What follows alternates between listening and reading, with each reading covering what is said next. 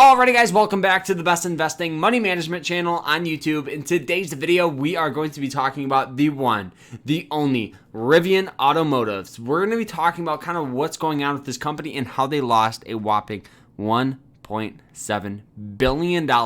We're going to be talking about kind of what's going on with this company. So I hope you guys enjoy it. If you guys do, hit that like button, subscribe. If you have any questions, let me know down in the comments. So looking at this chart right now, you might be saying, well, Carter, this actually looks like a pretty decent stock. It has a nice solid upward trend. You know, the company's in electric vehicles, so it's in a good, it's in a good sector. But hey, right? They announced earnings today, and it was not very good. They pretty much came out and said, hey, guys, we lost about $1.7 billion. And yes, we're forecasted to make about 26,000 cars, but we fell a couple thousand short of that. On top of that, we're still having supply chain issues, even though we're backed by Ford and Amazon.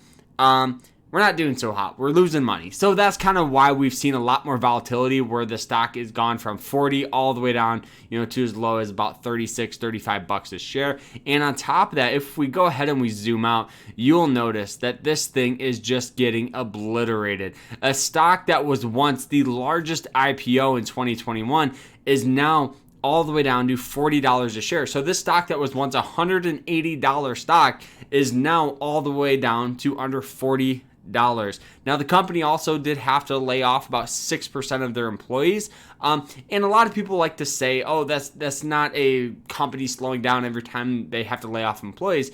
What it pretty much means is right now inside the company, there's a lot of speculation. There's going to be volatility, cash flow problems, all that stuff. If they're worried about laying off people, that's never a good sign. It doesn't mean it's a bad sign, but it's certainly not good. On top of that, right now, if we go ahead and we just look at previous earnings, right, you'll notice that right now the company lost money. On this one here, they lost money, right? They lost about $5.7 billion or $1 million. On this one, they lost about they did not beat expectations by about $35 million.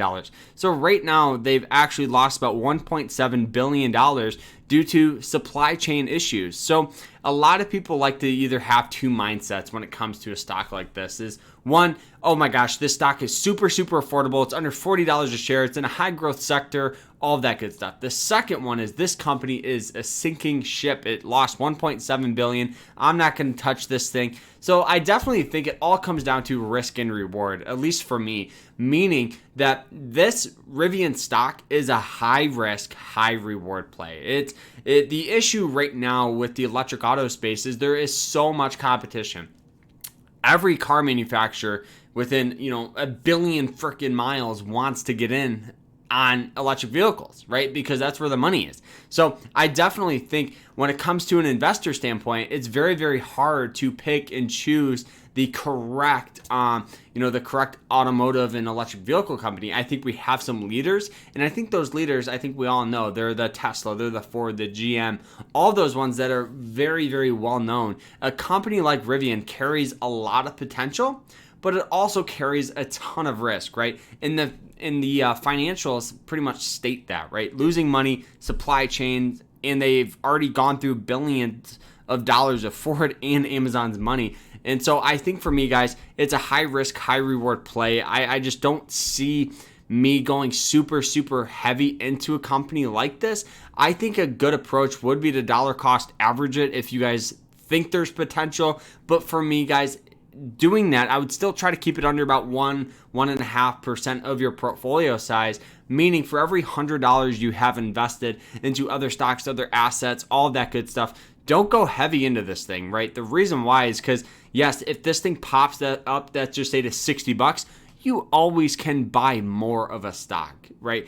But if this thing falls all the way down to $18 a share, which it easily could, you're only out 1%, 1.5% of your portfolio size. So it's not as big of a deal, and you always can buy back in. I think that's the best approach for me, and I think it's going to work very, very well. And the beauty of dollar cost averaging is it kind of uses the stock's volatility to your advantage. So anytime the stock falls off, you're just averaging down that price. So once the stock recovers, you're going to be making a lot of money.